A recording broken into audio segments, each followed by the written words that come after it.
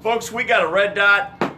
Welcome back to Akron's hottest and fastest growing show, 3 Throw to Go. I'm your host, Hank Forrester, coming to you live from inside the Akron Zoo during the winter, which is a completely different experience. First of all, if you paid attention over the last 24 hours, yes, the yuck of Akron was on display yesterday. Well, today we're going to flip that script and we're bringing you some happy. So we're bringing happy Akron today. And on top of that, I apologize if I'm slurring a little bit or whatever. I just got a cavity filled about 2 hours ago. So right now, the whole side of my face is kind of falling off, all right? But we're going to power through that anyway. So right now, we are here in front of the snow leopard's cage. And I'm here with Elena and Mark, correct? Okay, so Elena is, what's your official title? Tell us. Marketing and PR manager. Okay, and Mark, what do you do here? I'm the carnivore and small mammal team lead. All right. One of the keepers. Carnivore team lead. That sounds like, that's imposing, right? The carnivore lead, all right? Now, first of all, I want to tease you. Because so last time you saw Elena was on WKYC about 2 weeks ago. She was working with the I Promise kids, and little known fact to her, one of those was my son, and he was actually her gaffer. So he was helping get her mic'd up for the show. I had no idea. So here we are. My son was with you 2 weeks ago. Now you're here with me. So thank you so much for inviting me. Absolutely. Thanks for coming out. Now, really, the biggest question that we have to start with, right? How is life different in the zoo during the winter? Well, a lot of times people think, one, we're not open, which we are open 361 days a year. And it's a completely different experience visiting the zoo in the winter. The animals, for the most part, are acting differently. It's not as hot. They tend to be a little more active. You can see it right here. Yeah. So keep going. Are Shanti and Bea. Keep going. And yeah, so there are a few animals that can't come outside in the winter due to the cold temperatures, but for the most part, the majority of the animals are out. And you're also not having to beat out the crowds. So you can sometimes feel like you have the zoo to yourself. Even if there are other visitors, it's not as crowded. It's a completely different experience than visiting in the summer. Well, who's got the front desk again I met? So Richie. All right, so Richie was even telling me, as I was talking to him, that a lot of the animals will approach you very differently. He said that the wolves and coyotes were coming right up to the glass and like pawing at him because he was the only person walking around. They get excited when they see a person. Yeah, okay, so so specifically, let's get into some of the specifics in regards to which animals aren't designed for the winter that are here. Some of the bigger ones are our jaguar. They don't come out. If there's any like icy snow conditions, the flamingos don't go out. Our Speaks gazelle, which are in our new area, Pride of Africa, they have to have a certain warm temperature to be able to go out. So you're not going to see those. Any other big ones I'm missing, Mark? No, basically, all the animals have temperature parameters, so we just monitor. So if it's warm enough one day, we'll let them out. But if it's too cold the next day, we might keep them in or give them access inside. Now, on the flip side of that coin, there are some animals where, hey, this is like normal, let's go. Yeah. And two of those are sitting right here behind us. Yep. Snow leopards. So here we are with the snow leopards. Now, so this is Mama right here. What's her name again? Shanti. All right, so this is Shanti. And Shanti has had cubs here in the zoo before. Yes, she's had a total of 8 cubs here at the Akron Zoo. And have some of those cubs moved on to other zoos? All 7 of the 8 have moved on to other zoos to hopefully reproduce and create more snow leopards. Okay, because is the snow leopard an endangered animal? So they have been moved to from endangered to threatened, but they are still threatened of extinction. Okay, and one of the things that you and I had talked about off camera beforehand was the fact that, the misconception with zoos is that we are like captivating these animals, right? And it's kind of the opposite, where these animals are being given a sanctuary here. So let's talk about the cub. What's her name? So this is Bea. She's our snow leopard cub. She was born in April of 2019, so she's 9 months old. So that's how big they are at 9 months. All right. So she's getting big. To give you an idea, Bea's about the size of my dog. Hey, I'm guessing she's what, 75, 80 pounds maybe? It's been a little while since we've had a weight on her due to her training, but yeah, that's pretty close. Looks about right in terms of size. How much does Shanti weigh? Actually, reverse that. Shanti's probably the 75, 80 pounds. Okay. Bea's probably 50 to 60. Okay. Well, she looks all poofy because she's got her hair. It's a lot of fur. All right, so Mark, tell us more about as a carnivore expert, right? What exactly do you guys do in regards to training and in regards to feeding? Like, what are the safety protocols you put in to make that happen? So we're under what's called protective contact, so we never go in with the dangerous animals. That's for our safety, but also their safety. And we do all the training with a barrier in between us and them. So if they don't want to train one day, they don't have to. So hopefully you'll see them train with some of our other keepers here in a few minutes. They seem very attentive. But we also have food chutes that we can feed them, where it's almost like a laundry chute, but built into the wall, so you can drop the food and it slides down about 3 feet, and it safely goes into the habitat with the animals and doesn't get my fingers in the way. Okay. Oh! Are we about to see history right here? Maybe it's close. Oh, she's All right. getting so close to the top. Now, okay. So now you had mentioned. So she's what, 9 months? So previously, what was the record in terms of someone being able to get to the top? About a year. We've only had of all the cubs we've had here, only one female has ever made it to the top before leaving to another institution. I mean, she is right there right now. So I think she's gonna break the record. she's just got one little half a leap there. All right. So at this point, I'm going to be quiet and you kind of lead us through a training. Well, Is yeah. that So what you wanna do? basically, what we're going to do is the keepers are going to go ahead and call Shanti up. All right. I'm going to flip the camera. And if she goes, another keeper that's off camera will call her back down, and this just gets. Will likely want to go up too. Okay. Does she usually cooperate or is she stubborn? She usually cooperates, but we also normally don't. There's do this with there's a lot going on right now. There's so- there's a lot there. Which, I mean, look how close she is. She's right there. Let me zoom in. Look how close she is. She's right there, almost at the top. Almost at the top.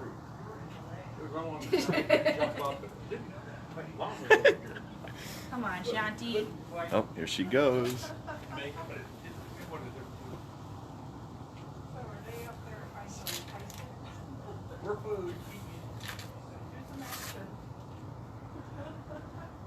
There she is in all her glory.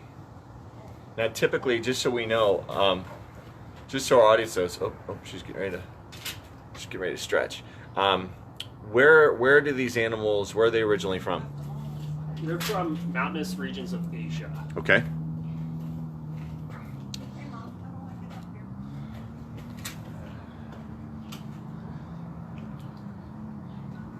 So she just pops right up there.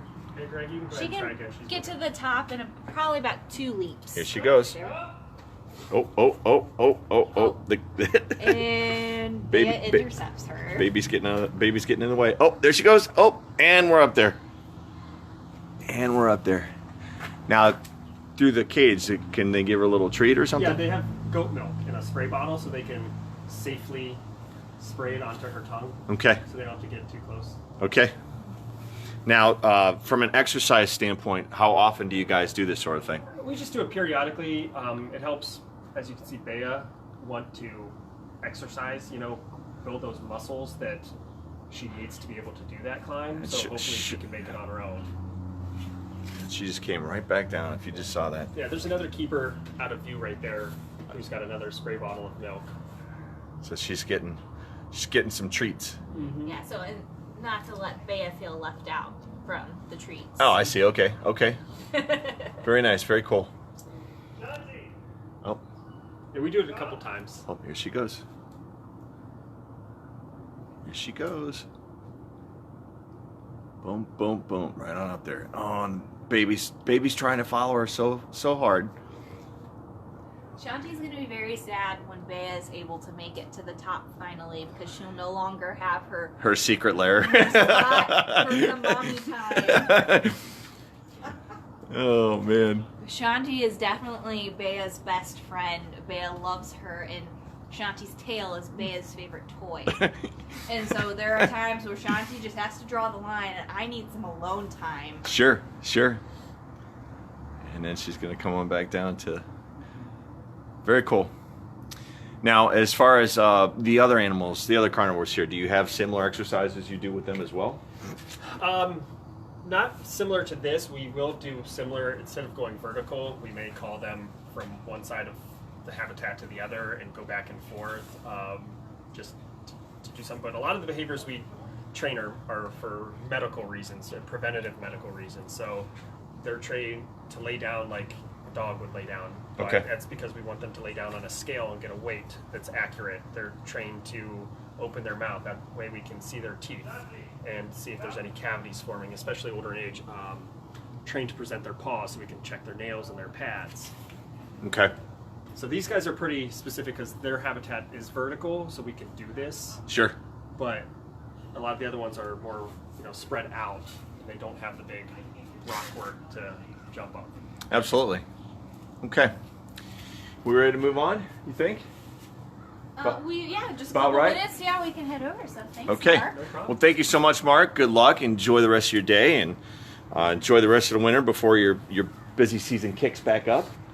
Yeah, All right. it's right around the corner. All right, man. Have a good Hey, one. Nice meeting you. nice meeting you. All right, let's flip this and let's talk and walk. All right. A new place that we're going to check out. And this has been, when did construction start for this? So we are working on our big project, which is Pride of Africa and Wild Asia. So it's kind of a combo project. So Pride of Africa opened in June 2019. We started construction on that area in 2018, and then Wild Asia is the second part of that project, which will open this coming summer. Okay. And we started construction on that back, it was about November of 2018. So we're really excited.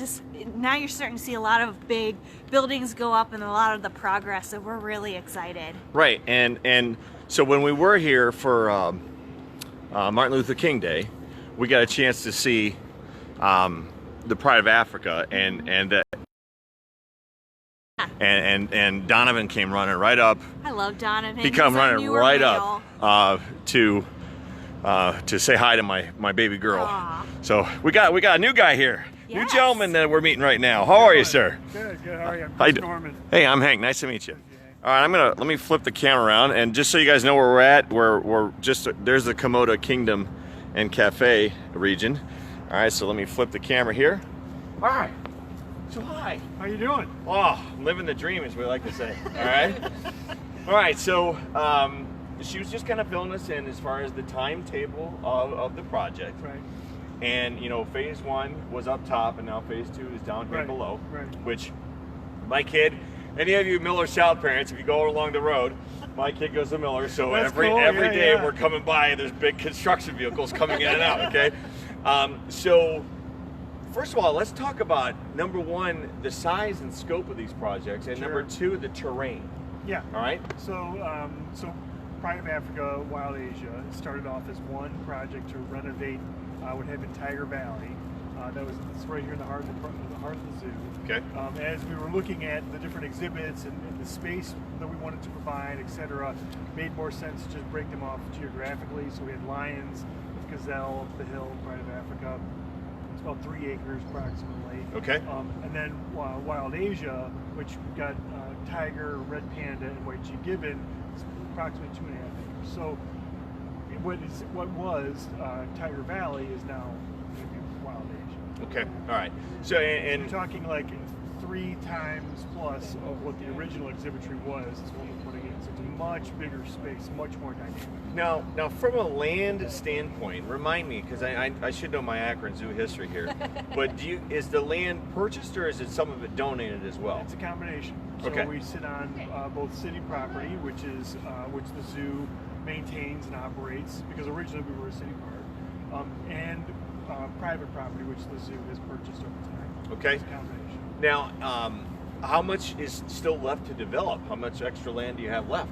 I mean, once these 2 projects are done, you kind of vision cast, right? Oh, you sure. say, oh, let's do the Yeah. next thing. No, we've got approximately 30 acres to grow into. That's awesome. Yeah. All right, Yeah. so and again, the reason I brought up the terrain, and it's very similar with the Cleveland Zoo. You guys both are perched on like the side of a mountain hill. Yeah, you So- always wind up in some of the least desirable Yeah, topography. So it's like from a construction and a grading standpoint, Yeah. and leveling and all Yeah. that good stuff Yeah, with it's a surveying and challenge. everything, right? So from that standpoint, the crews that we're using, are these local contractors here in the Northeast Ohio area? Oh yeah, they're from Northeast Ohio. Yeah, and a lot of them are from Summit County, but Panseca is actually more Cleveland area. Okay. And I mean, to us, it seems like a far, long way away, but it's Northeast Ohio. Right. Yeah. So it's all mostly local workers too. So what have been, again, these questions are what I would think the general audience would ask. Sure. From that construction standpoint, what have been some of your most challenging things?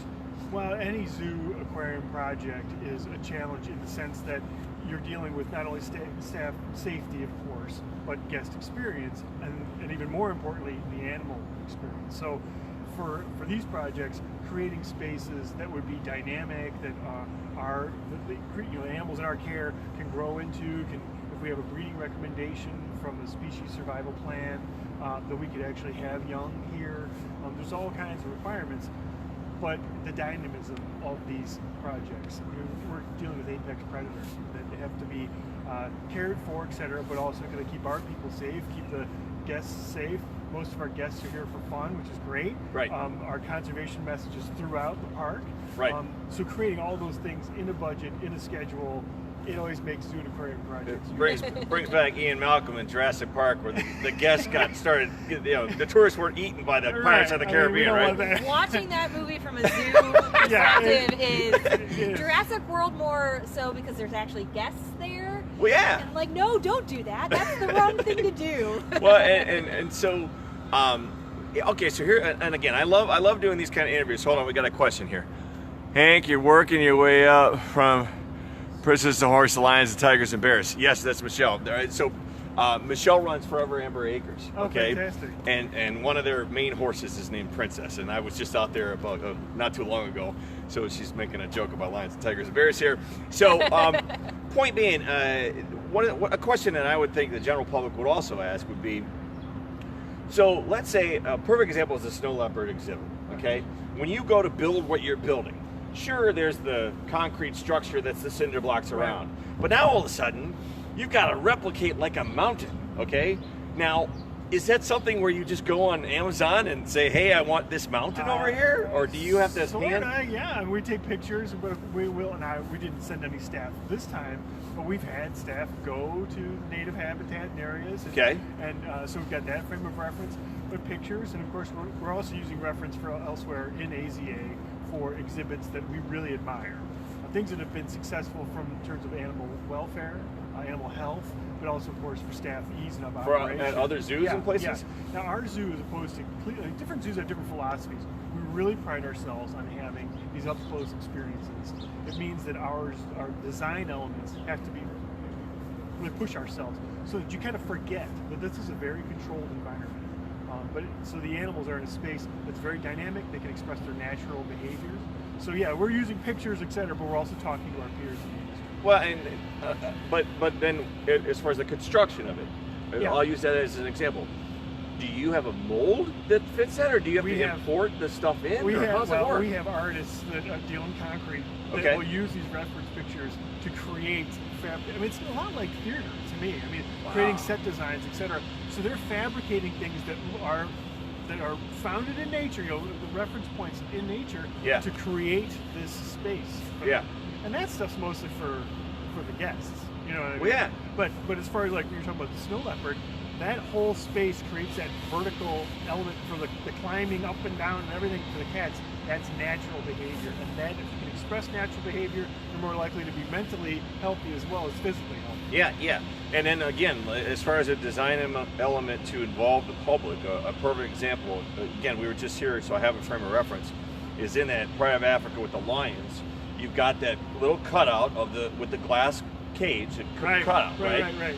Well, so my daughter, my youngest, is 4, right? She's only about yay big, okay?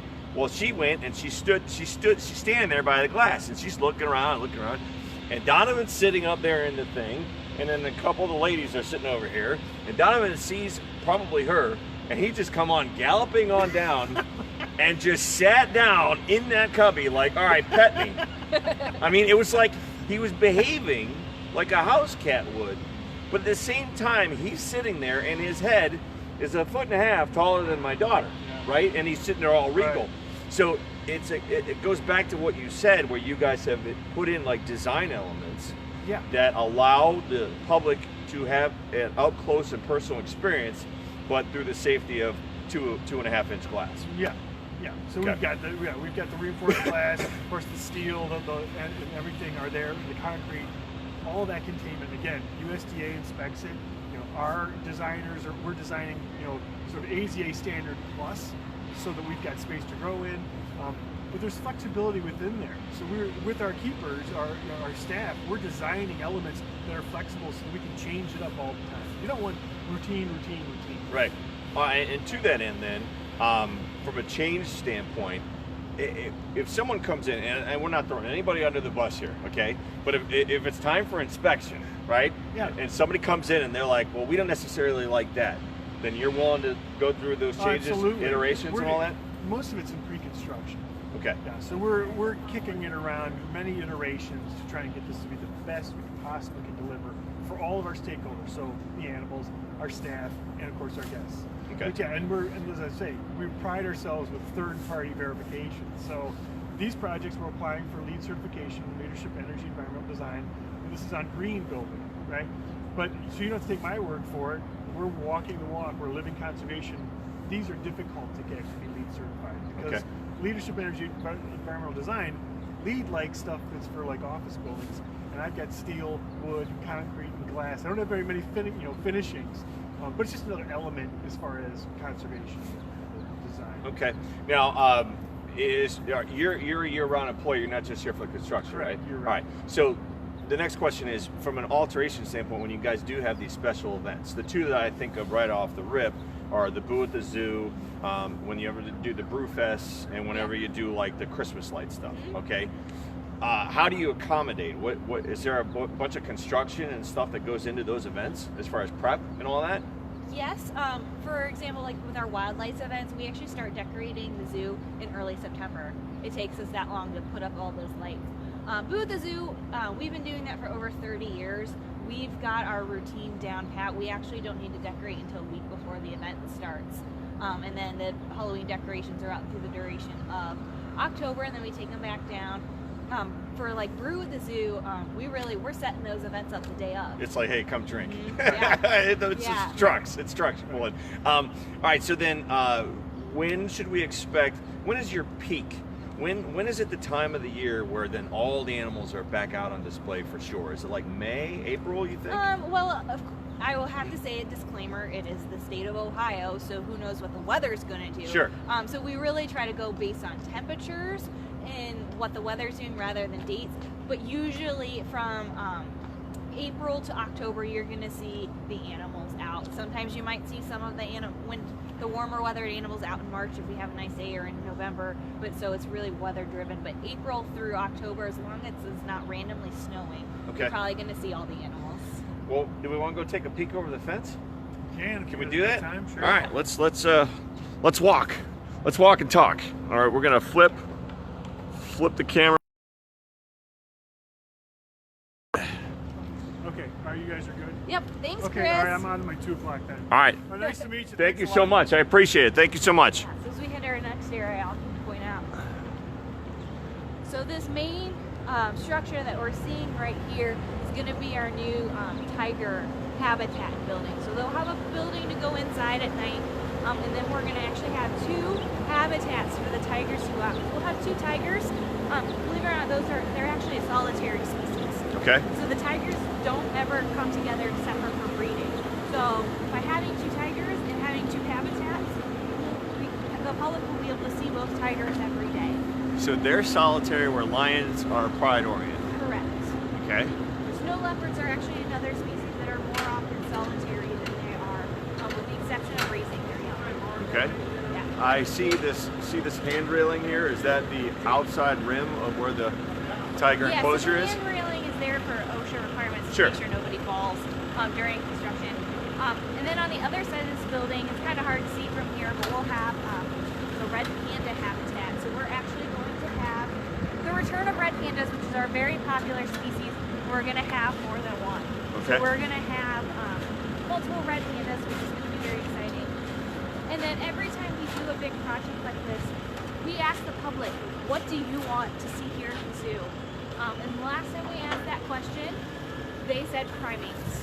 Okay. So we will be introducing the white cheek gibbon to the Akron Zoo, which is they're a small ape. They're not technically a monkey, they don't have the tail, but they are smaller, and they're going to be a great addition to the zoo. Okay. Very cool. All right. Keep So, walking and up then the our hill. next, friends that we're going to be seeing they're talking to you as we walk up. I can hear that. Those are the bald eagles. I can hear that. I can hear that right now.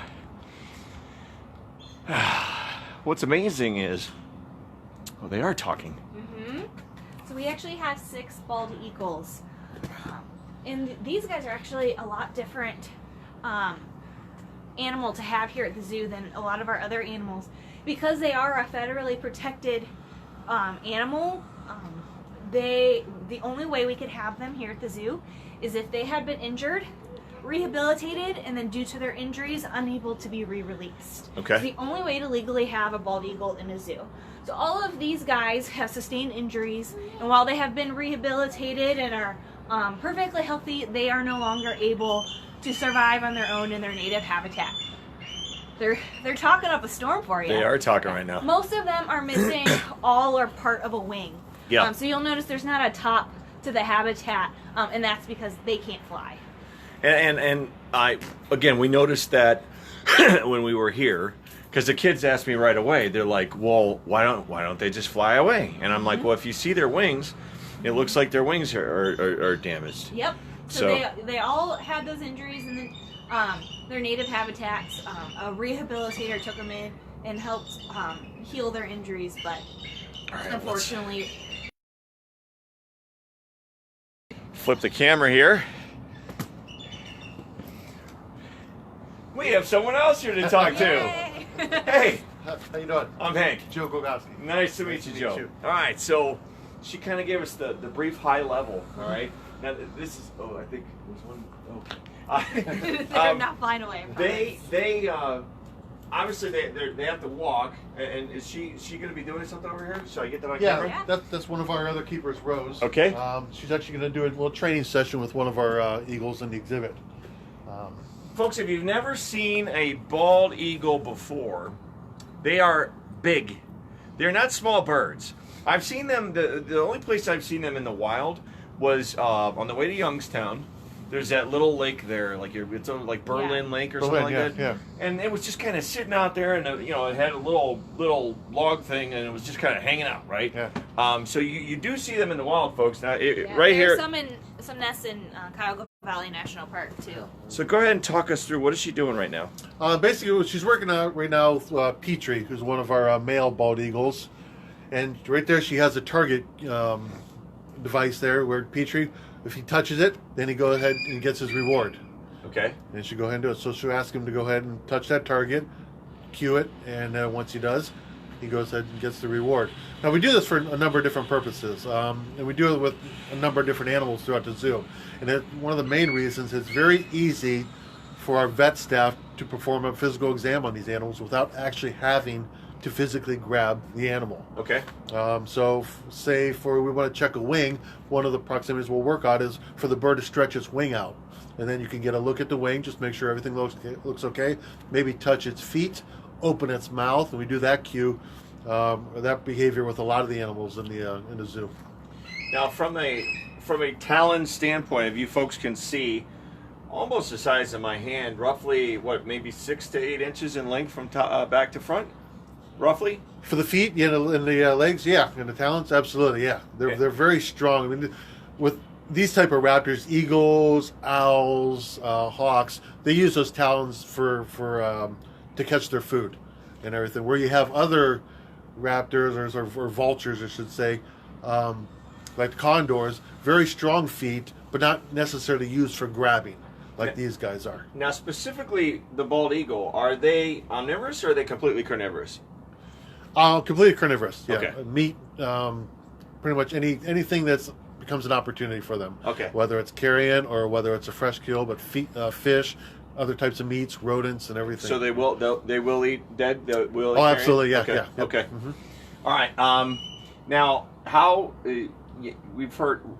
I've seen. I think I saw one of their nests, and if I remember seeing correctly, anytime they're like nesting, they're usually around trails in the metro parks and stuff, and there'll be signs up that say, "Please don't disturb the nests." Yeah, absolutely. Okay. Those nests are what, 3 to 5 feet around. They're huge. Oh, they add to them every year. They don't start with a new nest. They'll come back to the next nest. And a lot of times, the trees will actually give way to the nest because it keeps getting bigger year after year from the pair coming back to the nest. Okay. And they're in, these trees are maybe dead, but they're huge, and they just can't support a nest that may weigh literally a ton.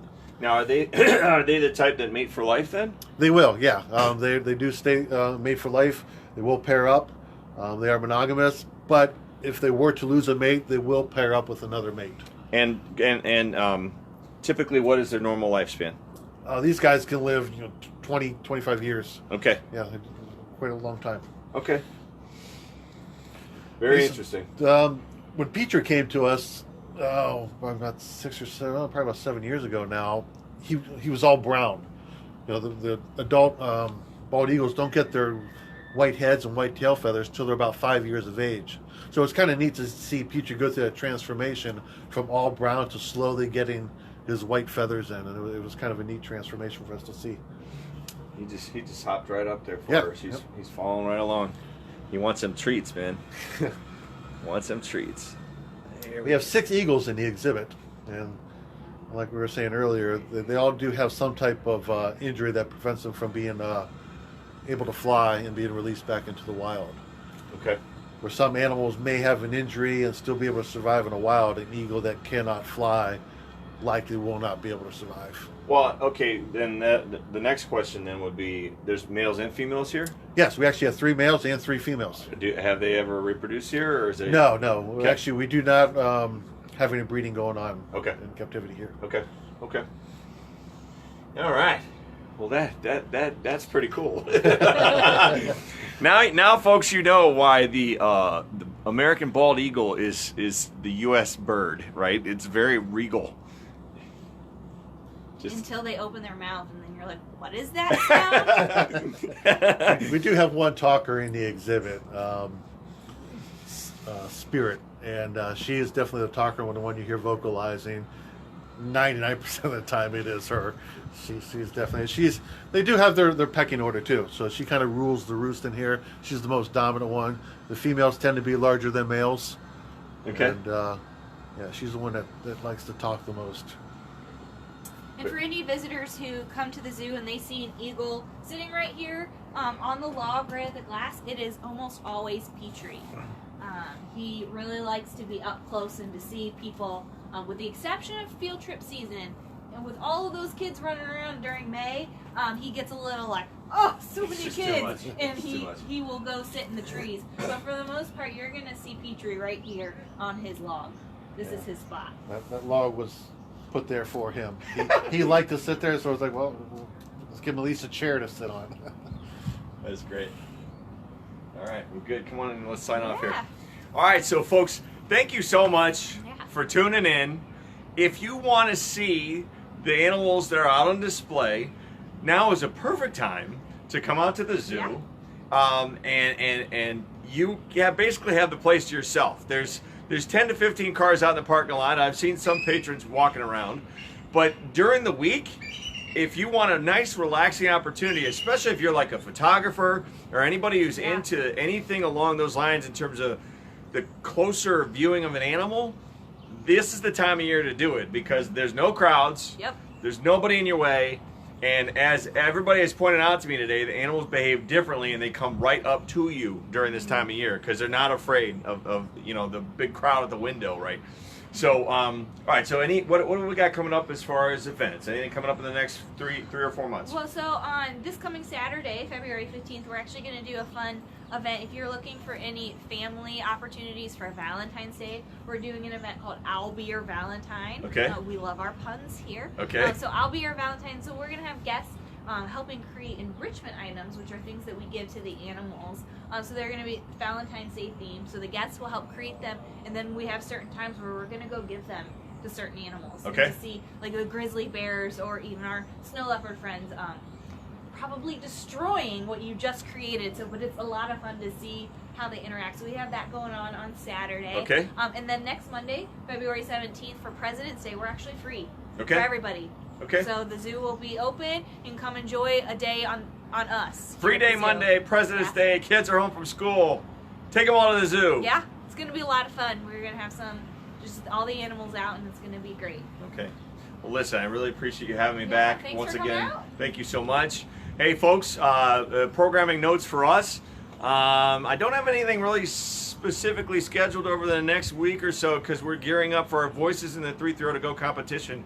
Our American Idol style coming at you live from the Rialto Theater next Saturday, the 22nd. That's at 3 p.m. We still have about 50 tickets remaining if you want to attend that live, and we will be filming that live as well. That's pretty much it as far as what we have coming up on the docket. Hey, Akron, I would prefer to not cover any breaking bad news anytime soon. That'd be great. Give me some time to relax for a little bit here, okay?